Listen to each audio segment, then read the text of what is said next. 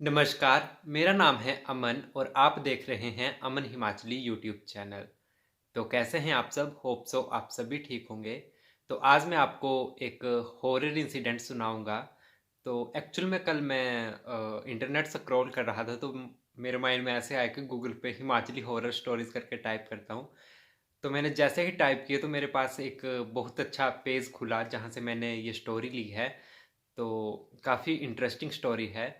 तो मैं इन भूत प्रेतों को प्रोत्साहित नहीं करता हूँ, मैं इनके होने या ना होने का दावा भी नहीं करता हूँ। ये अपनी अपनी मेंटेलिटी है, आप इन्हें मान भी सकते हैं, नहीं भी मान सकते हैं।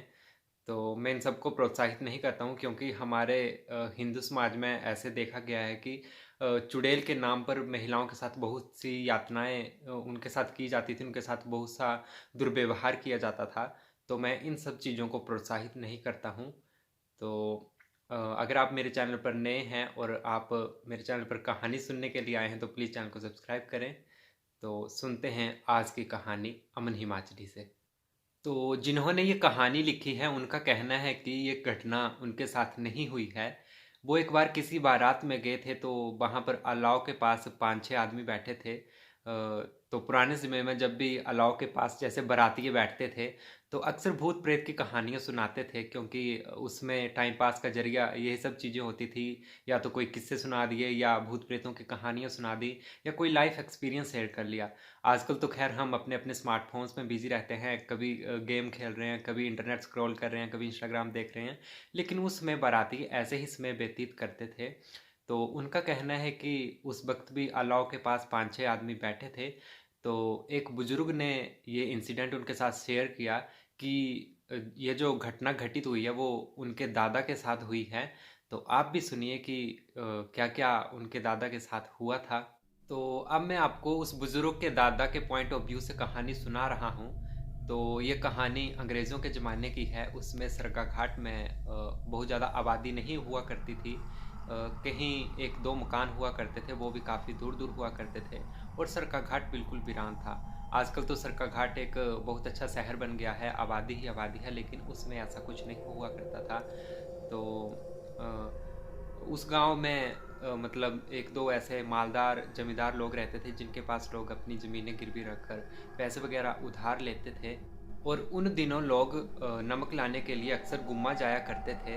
वहाँ पर वे मेहनत मजदूरी करते और पेमेंट के तौर पर उनको नमक के बड़े बड़े पत्थर दिए जाते थे। गुम्मा एक जगह का नाम है जो कि मंडी और जोगिंदरनगर की पहाड़ियों के बीच स्थित है। तो उस समय में ज़्यादातर लोग गुम्मा नमक का ही इस्तेमाल करते थे, अपने लिए भी और अपने पशुओं के लिए भी। खैर आजकल तो हमें नमक बाज़ार में थैलियों में मिल रहा है, लेकिन उसमें ऐसा कुछ नहीं होता था। उस समय जीवन जीना काफ़ी कठिन होता था, तो लोग 10-15 किलोमीटर दूर से पैदल नमक लाते थे और अपना जीवन यापन करते थे। तो एक समय की बात है, हमारे गांव से भी पाँच छः लोग गुम्मा गए नमक लाने के लिए। तो उसमें सरकाघाट से गुम्मा जाने के लिए केवल पैदल रास्तों का ही प्रयोग किया जाता था क्योंकि उसमें इतनी ज़्यादा सड़कें नहीं होती थी। तो लोग शॉर्टकट से जाते थे और जिनको हम हिमाचली लैंग्वेज में बोलते हैं क्वाड़, तो उनसे होकर वो जाते थे और बीच में उनको ब्यास रिवर क्रॉस करनी होती थी, तब जाकर वो गुम्मा पहुंचते थे। तो वैसे वैसे हम गुम्मा पहुंच गए और हमने वहाँ पर पूरा दिन मेहनत मजदूरी की। और जब पेमेंट देने की बारी आई तो हमें पेमेंट के तौर पर वो नमक मिला और हमने वो नमक अपनी अपनी बोरियों में भर लिया और अपना अपना जो सामान था, नमक था, वो रख लिया। और हमने स्कीम बनाई कि हम दोपहर के बाद निकल पड़ेंगे अपने गांव की ओर। तो हमारा आइडिया था कि गर्मियों के ही तो दिन हैं, हमें कोई प्रॉब्लम नहीं आएगी रास्ते में, रात चांदनी वाली होगी और हम चलते चले। तो हमने सोच रखा था कि हम शाम होने से पहले पत्तन में पहुंच जाएंगे। तो अगर आपको पत्तन के बारे में बताऊं तो पत्तन एक हिमाचली लैंग्वेज का वर्ड है। पत्तन एक ऐसा एरिया होता है रिवर में जहाँ पर रिवर काफ़ी फैली हुई होती है और उसमें उस एरिया में प्रेशर बहुत कम होता है पानी का। तो उन्होंने सोच रखा था कि हम शाम होने से पहले पत्तन में पहुंच जाएंगे और नाव वाले को कहेंगे कि हमें पार करवा दे, फिर हम पैदल पैदल अपने गांव की ओर चल पड़ेंगे। लेकिन हमने जैसा सोच रखा था वैसा बिल्कुल भी नहीं हुआ क्योंकि 8-10 घंटे का पैदल रास्ता था और हमारे कंधों पर 15-20-30 किलो की बोरियों का वजन था। तो जल्दी जल्दी चलना हमारे लिए काफ़ी कठिन था। तो हमें उस पत्तन तक पहुँचते-पहुँचते लगभग रात के 11-12 बज गए थे। तो वहाँ तो नाव वाला कोई था नहीं जो हमें रात को पार करवा दे। तो हम वहीं पर बैठ गए और वहीं पर आगे की स्कीम बनाने लगे। तो हम सब ने उसी पत्तन पर बैठकर एक सॉल्यूशन निकाला कि क्यों ना हम आज की रात उसी पत्तन पर गुजारें, क्योंकि गर्मियों का ही तो मौसम है और रात भी चांदनी वाली है। तो क्यों ना आज की रात हम इसी खुले आसमान के नीचे दरिया पर गुजारते हैं। तो ऐसा हमारा सॉल्यूशन था, लेकिन हमारे ग्रुप में एक चाचा थे जो कि काफ़ी खतरों के खिलाड़ी थे। तो उनके माइंड में एक चीज़ आई कि क्यों ना हम तैरकर नदी पार कर लेते हैं, क्योंकि सुबह तक का कौन इंतज़ार करे, रात को ही हम अपने घर पहुंच जाएंगे। तो उन्होंने कहा कि मैंने तो कई बार इस दरिया को पार किया है तैरकर, और आप सबको भी तैरना आता है, तो चलो सब तैरते हैं। तो मैंने चाचा को कहा कि नहीं चाचा, नमक के साथ तैरना बिल्कुल भी ठीक नहीं होगा। तो उन चाचा ने कहा कि जब पानी में आप नमक की बोरी रख दोगे तो उसका वेट बिल्कुल कम हो जाएगा और आप आसानी से तैर सकते हैं। और उन्होंने थोड़ा गुस्से में आकर कहा कि आपको पानी में तैर कर जाना है, ना कि चल कर। तो बाकी के ग्रुप मेंबर्स राज़ी हो गए, लेकिन मैं उसमें से सबसे छोटा था, तो मुझको भी उनकी ही बात माननी पड़ी। तो हम सब ने अपने अपने कपड़े उतारे और अपने जो कपड़ों की जो गठरियाँ थी उनको नमक की बोरियों पर बांध दिया और पानी में हमने छलांगे लगा दी। तो अब हम सब ने मिलकर तैरना शुरू कर दिया था। स्टार्टिंग में तो हमें कोई दिक्कत नहीं आई, पानी थोड़ा ठंडा लग रहा था, लेकिन गर्मियाँ ही तो थी। पानी में तैरने का मज़ा भी आ रहा था। तो हम धीरे धीरे पानी पर फ्लोट कर रहे थे, स्विम कर रहे थे, और धीरे धीरे हम स्विमिंग करते करते आगे पहुंच गए। तो जैसे ही हम पानी के बीच में पहुंच गए तो वहाँ पर पानी का प्रेशर तेज़ हो गया, क्योंकि पानी के अंदर एक ऐसा पॉइंट होता है जहाँ पर पानी बहुत तेज़ होता है। उसका हम अनुमान नहीं लगा सकते कि वो कितना तेज़ होता है और पानी में वो कहाँ होता है। तो हम उस पॉइंट पे पहुँच गए थे और वहाँ पर प्रेशर काफ़ी तेज़ था।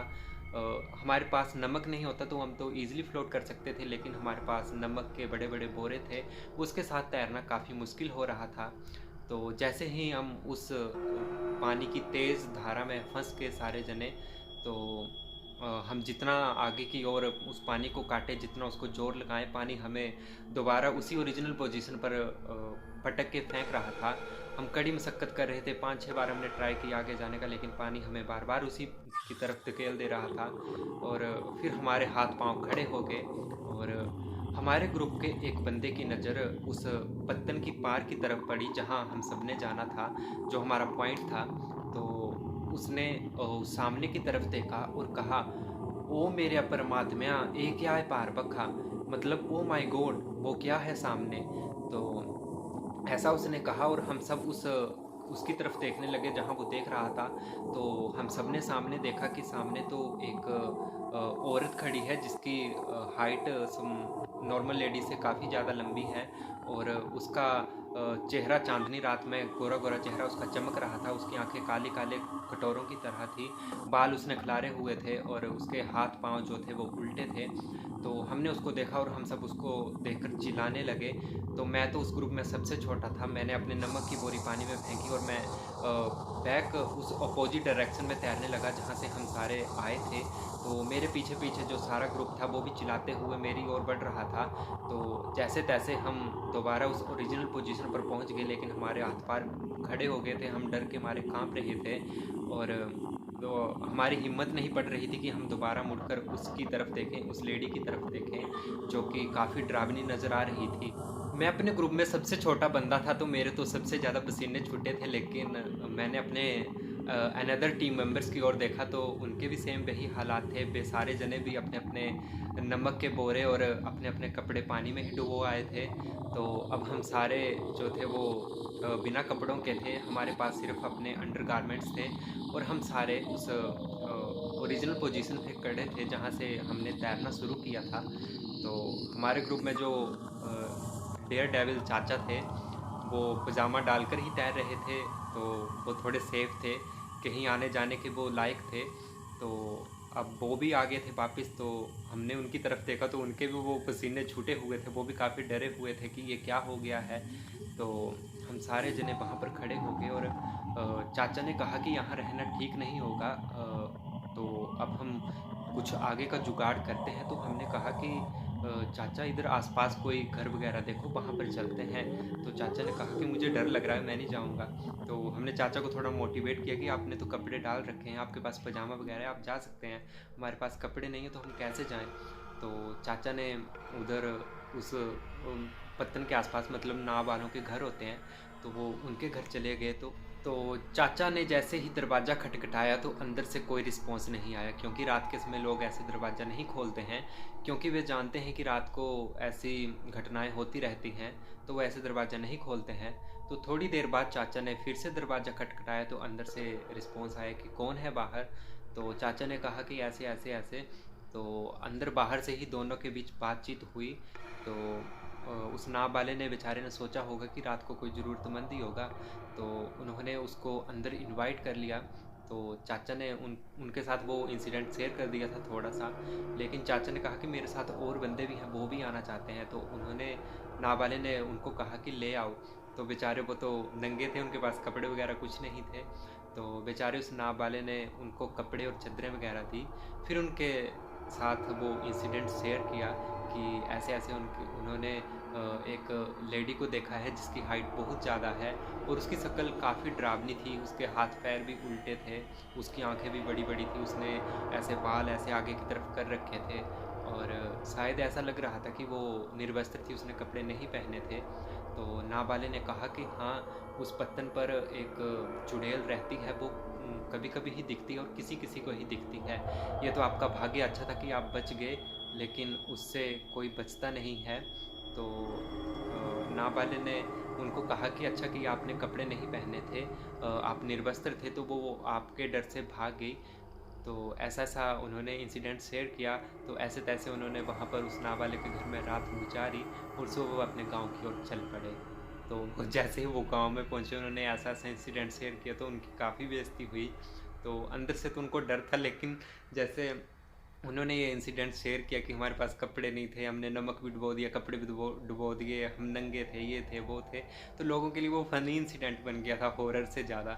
तो तो मैं आपको एक दो हॉरर टिप्स बताता हूँ जिनको हमने अपने घर, सोसाइटी और लोकेलिटी में सुनकर रखा है, कि अगर आपको चुड़ैल, भूत प्रेत या ऐसी कोई एंटिटी दिखती है तो आप उसके सामने अपने कपड़े खोल दीजिए, आप उसके सामने पूरे नंगे हो जाइए, तो वो आपके डर से वो भाग जाएगी।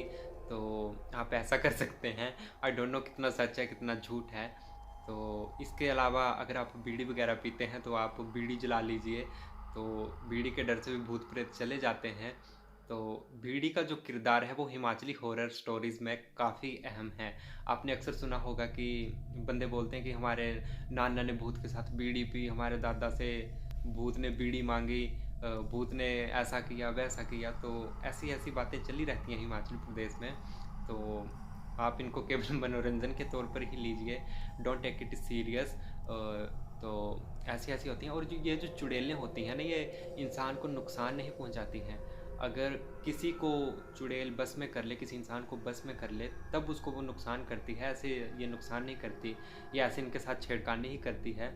अगर चुड़ैल किसी आदमी के बस में हो जाए तो आप उस चुड़ैल से कुछ भी मांग सकते हैं। और कहा जाता है कि चुड़ैल का जो यहाँ पर सर होता है, यहाँ के जो बाल होते हैं, उसमें उसने एक कंघा छुपा कर रखा होता है, उस कंघे में उसकी सारी शक्तियाँ होती हैं। अगर आप उस कंघे को छीन लें और उससे कुछ मांगें, इवन तक आप उससे संपत्ति मांग सकते हैं, धन दौलत मांग सकते हैं, हीरे जवाहरात मांग सकते हैं, तो वो भी आपको देने के लिए तैयार हो जाती है।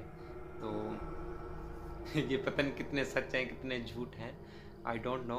तो केवल इसको एज एन एंटरटेनमेंट पर्पज़ ही लीजिए। तो अगर आपको स्टोरी अच्छी लगी होगी तो प्लीज़ स्टोरी को थम्स अप करें, एंड अगर चैनल पर नए होंगे तो चैनल को सब्सक्राइब करके जाएं। एंड सुनते रहिए हिमाचली हॉरर, अमन हिमाचली से। तो good bye, take care, happy horror.